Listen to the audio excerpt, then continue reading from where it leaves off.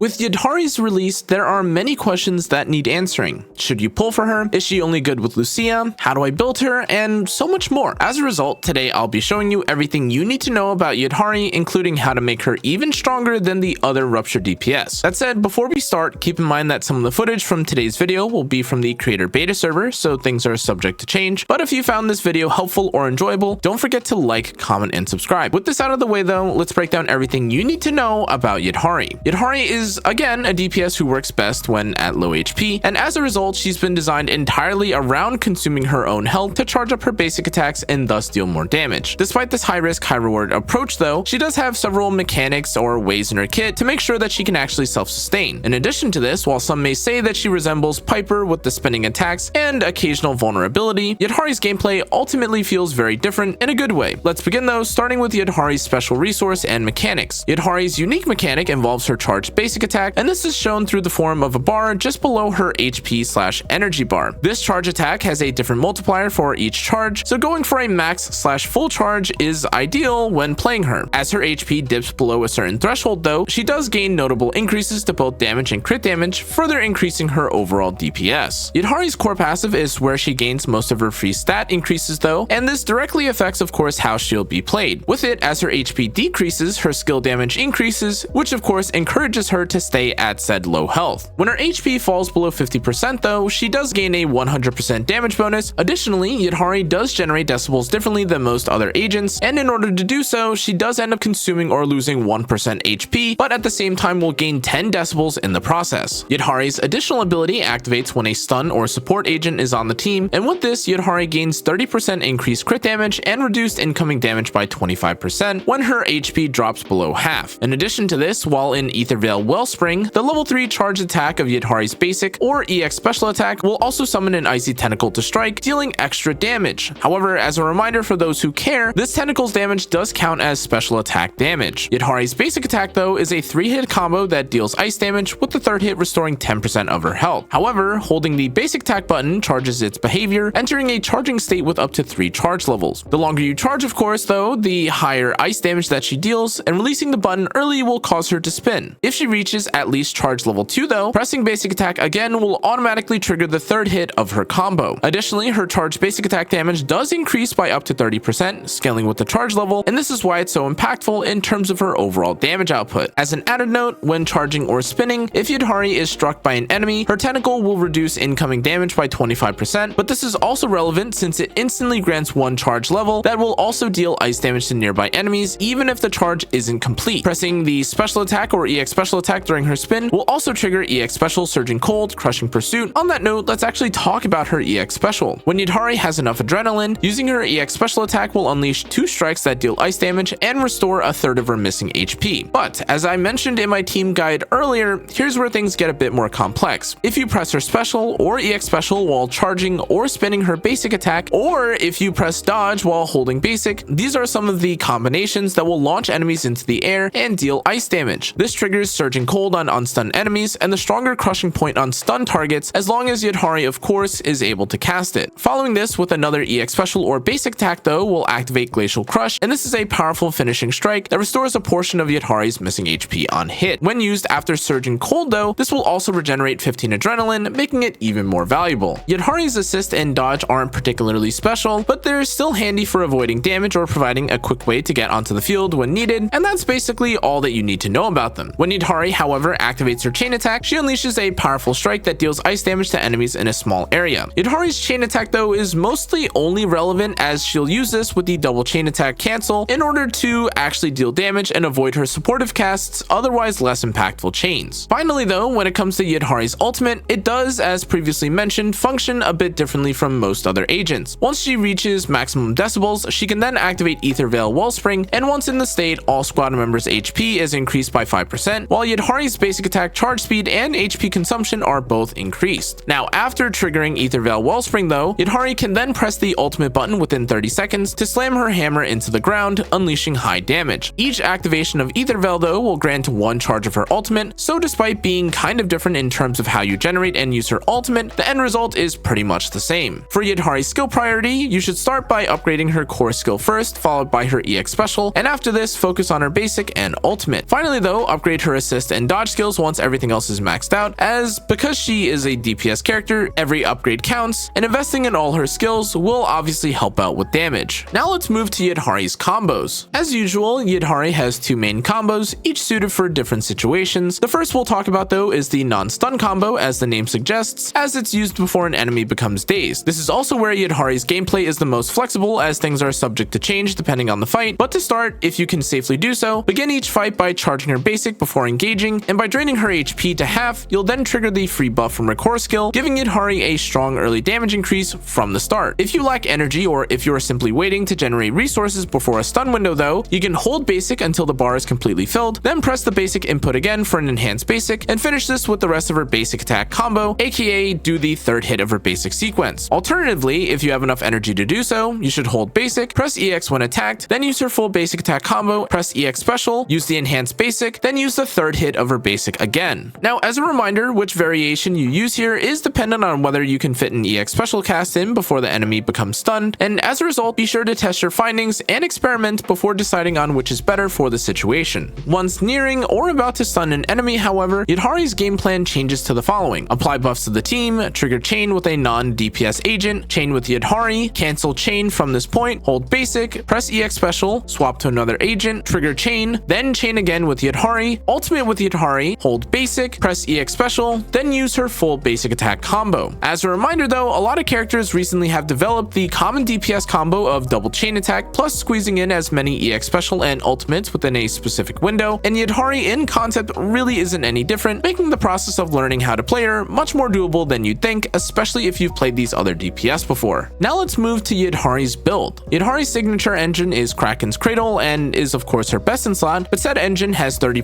HP at base, a stacking ice shear damage increase for 6% per stack up to a maximum of 3 stacks, and additionally whenever Yidhari's HP drops below 50%, she gains a 20% crit rate bonus. Now overall, Kraken's Cradle fits perfectly with Yidhari's needs as a Rupture based ice DPS. However, as I noted in my last video on the topic, it's also worth noting that some of her abilities can push her health above the 50% threshold, so it's best to use skills like her ultimate first, and otherwise if not, she may end up healing too much or temporarily lose the engine's bonuses. Birdcage, however, can serve as a great substitute for Yidhari if you don't want to pull for her signature, but despite only being able to access half of the W engine's passive, the engine still provides a substantial 30% HP and 20% crit rate increase, making it a dependable alternative for her signature W engine with only about a 10% dip in performance. Another viable option here is Steel Cushion, a crit focused engine that serves as a solid alternative, but while Yidhari can't make use of the engine's passive since she's a Rupture agent, the stats are still valuable, especially for building purposes. That said, since they lack meaningful passives, their overall performance falls behind with about a 20% gap compared to top tier options. For more accessible engine options, a few standout choices are worth mentioning. Radio Wave Journey and Gorilla Wisp are both excellent picks for Yidhari, offering an HP main stat, and this makes it easier to build, much like Qingming Birdcage, as she scales with HP. Now while both Radio Wave Journey and Gorilla Wisp are locked behind non-free-to-play means, these two remain the most reliable and well-rounded options, especially given the limited number of Rupture type engines. With this, Radio Wave Journey is roughly 17% worse than her signature option, and Gorilla Wisp is 14% off by comparison. Puzzle Sphere is another free option for Yidhari, offering 25% attack percent as its main stat, but though its engine effect is nothing crazy, it does offer a usable one, as it offers 16% crit damage after using an EX special, and otherwise increases EX special attack damage by 20% against enemies under 50% HP. Now this makes it about 18% worse than her signature, but this is fairly competitive to most other options despite the conditional attached to it. Yidhari's best drive discs is the 4-piece set Yunquei Tails, and the 2-piece bonus provides extra HP, scaling well with her sheer force. Meanwhile, the 4-piece effect gives crit rate that can stack with each ability used, and at max stacks, her sheer damage is increased. Yidhari, as a result though, can easily maintain these stacks in combat, making this set practically tailor-made for Rupture agents and an otherwise good pick for her. As for 2-piece combinations though, Yidhari has plenty of choices. Sets like Woodpecker Electro, Branch and Bladesong, or even Polar Metal all work well, but basically any offensive set will bring value to her, so the best option ultimately depends on which stats your build needs most or which discs have the best rolls. For main stats though, you'll aim for crit rate or crit damage on the 4th slot, ice damage or HP percent on the 5th, and HP percent again on the 6th. As for a stat line to aim for, the ideal stats are typically 18,000 HP, 70 crit rate, and 140 crit damage, but as usual, these stats can shift slightly depending on your chosen disk drive sets, main stat rolls, and W engine choice, so keep this in mind when assessing what to look for. floor. Now let's move to Yidhari's teams. As a quick reminder, I have a whole video dedicated to this topic full of disclaimers, but I wanted to summarize and give some experiences from my time testing Yidhari. Before I do this though, I did want to quickly re-emphasize that though not all results and testing is shown here, if you're interested in it, you can view all my findings on my Discord. With this out of the way, let's get into it. Unsurprisingly, Yidhari's best team composition features Jufufu Lucia, offering her amazing performances with clear times around 40 seconds and scores of roughly 45 to even 50,000 in Deadly Assault. Swapping Lucia for Asriel here is also possible, but if you do so, you should also expect slower clears and slightly lower scores. In play and from trialing this team as opposed to the next one that we're about to discuss though, I actually found Jufufu to always be the most consistent and easy to learn, though of course there were always situations, bosses or factors that could make one team or another much stronger. With this, let's move to Yidhari Lycan Lucia, as Lycan does pair extremely well with Yidhari. That said, this performance was much more dependent on your understanding of his kit and your ability to maximize buff up times or sneak in another stun window, but from my time spent testing with Lycan, I was clearing in 41 seconds and scoring 40,000 points in Deadly Assault. This was primarily because of how strong the buffs and stun from Lycan paired with Yidhari was though, but at the same time, in less experienced runs, maintaining full uptime and maximizing Lycan's stun windows was quite challenging, which resulted in the found lower score on average for Lycan. Despite this though, that isn't to say that Lycan and Yidhari together are weak, it just means that it's even more important to understand his high skill floor. Asriel Lucia makes Yidhari play extremely well at a very forgiving and easy level, and with this pairing, Yidhari achieved 46-second clears and around 40,700 points in Deadly Assault. Now despite this impressive score, it is worth mentioning that double support lineups with Yidhari did not normally feel as insane as you'd think, though as we'll talk about later, free-to-play teams did feel much more forgiving when played with Yidhari as a whole. Surprisingly though, pairing Yidhari with uncommon picks like Orphe also proved to be viable, and this lineup achieved a solid 48-second clear and around 26,200 points in Deadly Assault. This performance was mostly because of lighter stun and the combined fire plus ice damage buffs, along with Orphe's strong off-field damage. Lastly though, as the free-to-play lineup, Panyan-Hu Lycan when paired with Yidhari was actually a very solid team, clearing in 61 seconds and scoring a comfortable 28,000 points in Deadly Assault. However, you could also definitely replace Lycan with other stun agents here, such as Pulchra, but doing so definitely saw dips of roughly 4 to 7% if you decided to take this replacement. As a final note, there were of course other teams that worked, including lineups with Miyabi, or even using someone like Trigger alongside Yidhari, but again, this was pretty dependent on the fight and covered in the teams video that I mentioned previously. Now let's break down Yidhari's Mindscapes. Yidhari's first Mindscape increases both damage and sustain, and when active, her basic attack and EX special will ignore 20% of enemy ice res, and the EX special will then cost 10 less adrenaline. Now holding the button after use will also consume 35 adrenaline to skip healing and instantly chain into another cast, while the healing itself is also doubled. With this accounts for about a 17% damage increase, which is pretty nice, but as we move to Yidhari's M2, this is what increases her crit damage by 40%, and on top of this, triggering Surging Cold or Crushing Pursuit will now give adrenaline regen of up to 0.5 per second for up to 30 seconds. Now while this might be difficult to really visualize, this actually accounts for a respectable 20% damage increase, which is pretty good all things considered. Regarding Yidhari's fourth Mindscape though, when Yidhari drains her HP, she will now gain 10% more decibels for core passive Dreamscape Collection. Now in addition to this, while she's in Aetherveil Wellspring, Yidhari's max HP is increased by another 5%, and overall her fourth Mindscape is a bit more difficult to assess in value, though with her ability to sometimes now perform another ultimate with this added decibel generation, the value is still noteworthy, though definitely varied depending on the fight and the fight length. With Yidhari's sixth Mindscape, after Yidhari spends decibels to activate or extend Aetherveil Wellspring, she gains Erudition for 30 seconds. While Erudition is active though, her sheer damage is increased by 25%, and on top of this, upon taking damage for the first time, her HP is reduced to at most 1, and for the next 5 seconds, she cannot die and will restore 25% HP over time. Now despite the added safety net of this passive, the main thing to focus on for her sixth Mindscape is the added damage. With this, she does gain another sizable 13 to 16% damage increase depending on who you take with her, but at her sixth Mindscape, she's already pretty much killing anything anyway. Now let's move to the pros and cons. For her pros, she is pretty easy to learn, and she's straightforward and beginner friendly, as she in most cases can just spin, use enhanced EX specials when available, and land EX specials / ultimates during her stun window. On top of this, she's also a top tier Ice Rupture DPS, and as of now, she's definitely the highest scoring Ice DPS agent in the game, offering massive burst and sustained damage at low HP. In addition to this though, she is also pretty simple to build, as she can share some pieces with characters like Yi Schwen and Monado, with the change of course coming from changing the element on the 5th slot. But in addition to this, despite being a character who often reduces or lowers her HP, she does include pretty strong self-healing tools or otherwise has mitigation that does keep her in the fight for longer. As a final con though, in terms of her playstyle, despite her not necessarily ever really being at risk of dying, being at low HP does feel a little uncomfortable at times, as some bosses do have one-shot mechanics that you have to avoid, and since Yidhari is forced of course to sometimes stay in animations, this may end up being a problem. In addition to this, in terms of timing, she does require careful ability timing and buff management during really hectic fights, which can definitely throw you off. But finally, as a reminder, the current Deadly Assault definitely will favor Yidhari, making her DPS seem way higher than in balanced scenarios. But though this is not necessarily a con for any character that comes out, as every character does have this, it is worth noting that the recent release of characters like Lucia and the Rupture specific focus on the Deadly Assault does make her even more difficult to truly assess. Yidhari is everything that you'd expect from the newest Ice Rupture DPS to grace our game. Her animations are satisfying, her damage is good, and she's best friends with Lucia, both in and out of combat. As a result, despite her cons and shortcomings, Yidhari is still a great option for any account that doesn't have an Ice DPS. Otherwise, if you already have a character like Lucia in your lineup, Yidhari will only perform that much better, and I personally will be picking up Yidhari since I already own Lucia. That's going to be it for today's video though, guys. Thanks again for watching. Stay safe, stay healthy.